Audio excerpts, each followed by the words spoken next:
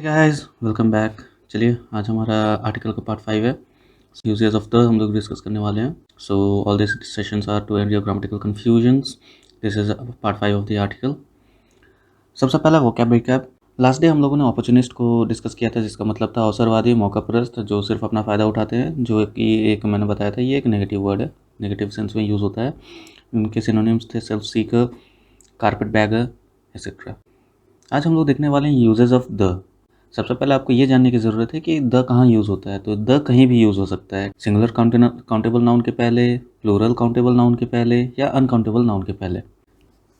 तो फिर हमें लगाना कब है, हम लोग कैसे समझेंगे?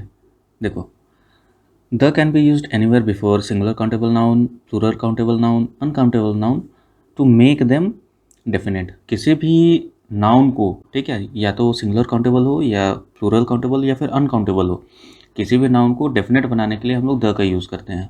जैसे देखो, Sandeep is the man who help me. Man एक काउंटेबल नाउन है, होता है ना, मैन के प्लूरल फॉर्म मेन होते हैं। दीज आर द बॉयज़, ये अगेन देखो, ये सिंगुलर फॉर्म में था, ये प्लूरल फॉर्म में है। और द वाटर, वाटर क्या है, एक अनकाउंटेबल नाउन है ना। Sandeep is the man who help me, तो जो मैन है ये क्या, सिंगुलर काउंटेबल नाउन है, उसके पहले क्या लगा हुआ है, द लगा हुआ है। Similarly these are the boys who I have invited. अब देखो, बॉयज़ क्या है, प्लूरल काउंटेबल नाउन है ना, काउंटेबल नाउन है जो कि प्लूरल फॉर्म में है, उसके पहले भी द लगा हुआ है। यहाँ देखो, water of this well is polluted. Water क्या है, एक अनकाउंटेबल नाउन है ना। वाटर्स हम नहीं कहते हैं, एयर्स हम नहीं कहते हैं, वाटर होता है। वाटर एक अनकाउंटेबल नाउन है जिसके पहले क्या लगा हुआ है, द लगा हुआ है। मतलब क्या हुआ, अब द को कहीं भी यूज़ कर सकती है to make it definite. Definite का मतलब क्या हुआ, ये मैंने बहुत अच्छे से सेकंड क्लास में डिस्कस किया है, आप उसे जाकर के देख सकते हैं। Some important usages of the और कहाँ कहाँ यूज़ होता है। पहला तो आपको ये याद रखना है कि किसी भी नाउन को डेफिनेट बनाने के लिए द यूज़ होता है, ठीक है। सेकेंडली, द का यूज़ हम रिवर्स के नेम के पहले करते हैं, सी के नेम के पहले करते हैं, ओशंस के नेम के पहले करते हैं, माउंटेन रेंजेस के नेम के पहले करते हैं, जियोग्राफिकल डायरेक्शंस के नेम के पहले करते हैं, वर्ड्स टेलिंग फिजिकल प्लेसेस और इन्वायरमेंट्स के पहले करते हैं, और ग्रुप ऑफ आइलैंड्स के पहले करते हैं। नेम्स ऑफ रिवर, हम सिंपली गंगा नहीं बोलते हैं, हम लोग बोलते हैं the Ganga, the Brahmaputra, the Kaveri, the Krishna, हम ऐसे यूज़ करते हैं। नेम्स ऑफ सीज, जैसे the Arabian sea, the red sea, the dead sea etcetera.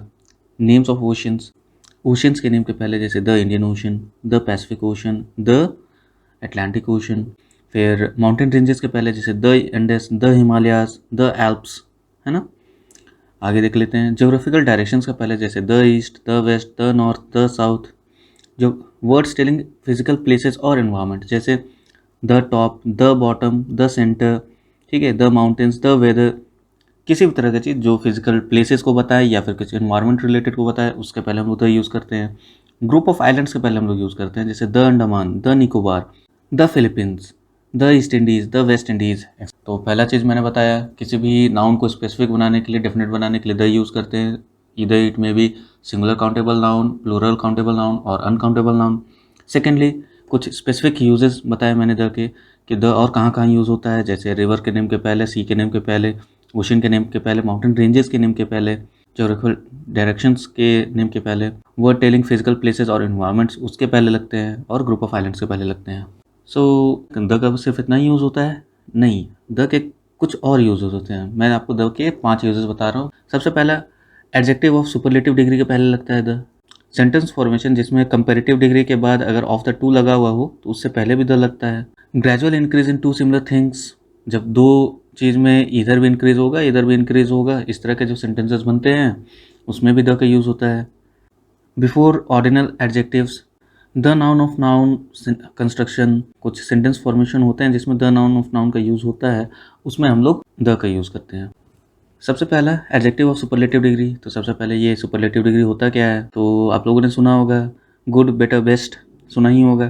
तो ये जो होता है बेस्ट, ये से हम लोग बोलते हैं सुपरलेटिव डिग्री। तो ये बाकी के दो क्या हो गए, बाकी के दो हो गए पॉजिटिव डिग्री, कंपेरेटिव डिग्री, फिर superlative degree. Good, better, best, positive, comparative, superlative. देखो, अगर सिर्फ एक चीज़ के बारे में बताना हो तो हम लोग गुड यूज़ करते हैं। अगर दो चीज़ों के बारे में कंपेयर करना होता है कि नहीं ये ज़्यादा अच्छा है वो ज़्यादा अच्छा है, तो हम लोग बेटर यूज़ करते हैं। और बेस्ट, बेस्ट मतलब हो गया बेस्ट, मतलब सबसे अच्छा वही हुआ, तो इसलिए सुपरलेटिव डिग्री कहलाता है ना। एग्जाम्पल्स देख लेते हैं। He is the tallest boy in the class. अब टॉल टॉल, टॉलर, टॉलेस्ट, ये सुपरलेटिव डिग्री है तो उससे पहले क्या लगा हुआ है, द लगा हुआ है। He is the best boy in the class, अब देखो best, good, better, best, best superlative degree है, उसके पहले आपका द यूज़ किया हुआ है ना।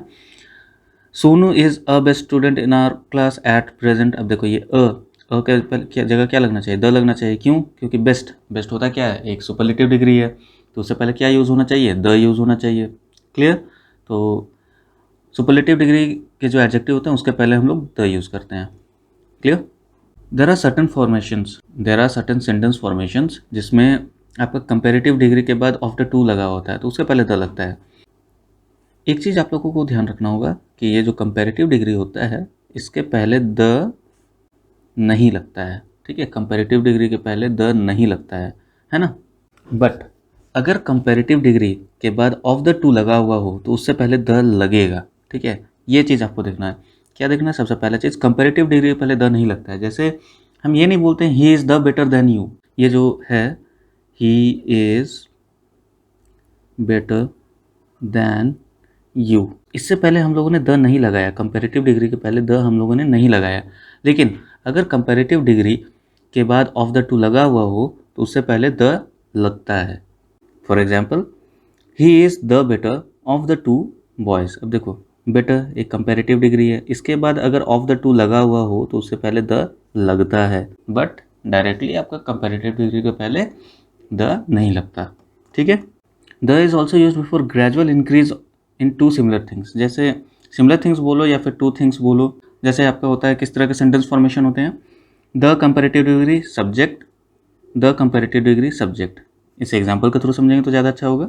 The more he gets the more he wants, the more he gets the more he wants, ये भी बढ़ रहा है, ये भी बढ़ रहा है ना। The comparative degree subject verb, the comparative degree subject verb. Clear. Similarly the higher you go the colder it gets, यहाँ पर भी कुछ बढ़ रहा है, यहाँ पर भी कुछ बढ़ रहा है। Gradual increase in two things, ठीक है, सिमिलर थिंग्स बोलो, सिमिलर हो या ना हो, जब दो चीज़ों में उत्तरोत्तर विकास जब हो तब यहाँ पर आप देखो यहाँ पर द का यूज़ हो रहा है कंपेरेटिव डिग्री के पहले, है ना, दिख रहा है, कंपेरेटिव डिग्री के पहले द यूज़ हो रहा है। तो आपको ये याद रखना है कि जनरली कंपेरेटिव डिग्री के पहले डायरेक्टली द यूज़ नहीं होता है, कंपेरेटिव डिग्री के बाद अगर ऑफ द टू लगा हुआ हो तो उससे पहले यूज़ होगा, जब ग्रेजुअल इंक्रीज शो कर रहा हो तो उससे पहले भी आपको कंपेरेटिव डिग्री के पहले द यूज़ होगा, ठीक है।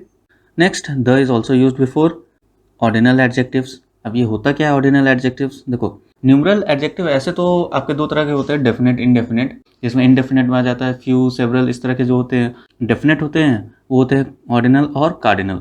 तो हम लोग जब एडजेक्टिव्स डिस्कस करेंगे तब उसे काफ़ी डिटेल में देखने वाले हैं। अभी सिर्फ ये समझो न्यूमरल एडजेक्टिव जो होते हैं वो दो तरह के होते हैं, ऑर्डिनल एंड कार्डिनल। अब ये होते क्या है, देखो ये जो होते हैं ना फर्स्ट, सेकेंड, थर्ड, फोर्थ, ये जो होते हैं ये ऑर्डिनल डिग्री ऑफ एडजेक्टिव होते हैं, और ये जो होते हैं 1 2 3 4 ये कार्डिनल नंबर्स होते हैं, ये कार्डिनल एडजेक्टिव होते हैं। Clear. So the is also use before ordinal adjectives, जैसे राजेंद्र प्रसाद, यहाँ डॉक्टर होना चाहिए था, doctor Rajendra Prasad was the first president of India. देखो फर्स्ट कैसा है, ये एक ऑर्डिनल डिग्री एडजेक्टिव है, ठीक है, ये एक ऑर्डिनल एडजेक्टिव है तो उससे पहले क्या लगा है, द लगा हुआ है, तो हम लोग ऐसे बोलते हैं the first, the second, the third, इस तरह से बोलते हैं। तो याद रखना होगा आपको कि ऑर्डिनल एडजेक्टिव्स के पहले द लगता है, ऑर्डिनल एडजेक्टिव्स के पहले द लगता है, ठीक है, फर्स्ट, सेकेंड, थर्ड के पहले द लगता है। Clear. The is also use before the noun of noun construction, कहीं कहीं पे आपको इस तरह के कंस्ट्रक्शन दिखेंगे, द नाउन ऑफ नाउन, जैसे यहाँ पे देखो the student of my class are naughty, definitely they are naughty, है ना चलो, the student of my class, the students of my class are naughty, तो ये द स्टूडेंट्स नाउन है, ठीक है, ऑफ माई क्लास एक नाउन है ना। तो जब भी आपका नाउन ऑफ नाउन कंस्ट्रक्शन आता है, नाउन ऑफ नाउन कंस्ट्रक्शन आता है उससे पहले द लगता है, जब भी नाउन ऑफ नाउन कंस्ट्रक्शन आए तो उससे पहले द लगता है, आपको इसे याद रखना होगा क्योंकि इसे हम आगे के चैप्टर्स में भी बार बार पढ़ने वाले हैं। एक क्वेश्चन को फॉर्म में देख लेते हैं। The teacher drew an attention of the boys to the importance of regular practice.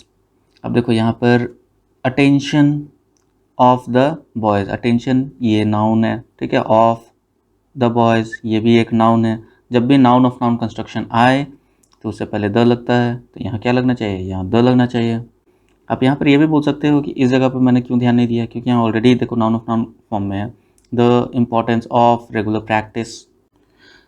So we have reached to the last part of our session. आज हम मॉडिकम डिस्कस करने वाले हैं। इसे डिस्कस करने से पहले मैं आपको बताना चाहूँगा कि हमारा सेकंड लास्ट क्लास है आपका आर्टिकल का। इसके बाद मैं और एक क्लास लेने वाला हूँ जो सबसे ज़्यादा इंपॉर्टेंट होने वाला है, क्योंकि हम लोगों ने ये तो सीख लिया कि हमें आर्टिकल कब यूज़ करना है, कौन सा आर्टिकल कहाँ यूज़ करना है, बट एक बात जो हर जगह लैग कर जाता है, जो आपको हर जगह नहीं मिलता है, वो ये है कि हमें आर्टिकल कब यूज़ नहीं करना है, ओमिशन ऑफ द आर्टिकल्स। तो हम उसे कल देखने वाले हैं, जो बहुत ही इंपॉर्टेंट होने वाला है।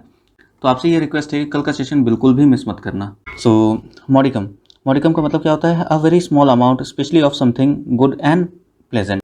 अच्छी चीज़ें जो होती हैं वो ऐसे ही कम होती हैं, है ना। तो मॉडिकम, अब हमारे जो प्राइम मिनिस्टर हैं उन्हें हमें कम नहीं समझना चाहिए। कुछ इस तरह से समझ लो कि मॉडिकम, हमें उन्हें कम बिल्कुल नहीं समझना चाहिए, है ना। मॉडिकम का मतलब हम लोगों ने देख लिया, a very small amount specially of something good and pleasant. Usage कैसे होते हैं देखो, I was pleased with the overall response and I think we collectively felt a modicum of relief। क्या हमें थोड़ा सा रिलीफ मिला।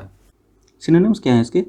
Spec, shred, iota, little, trifle, whit etcetera.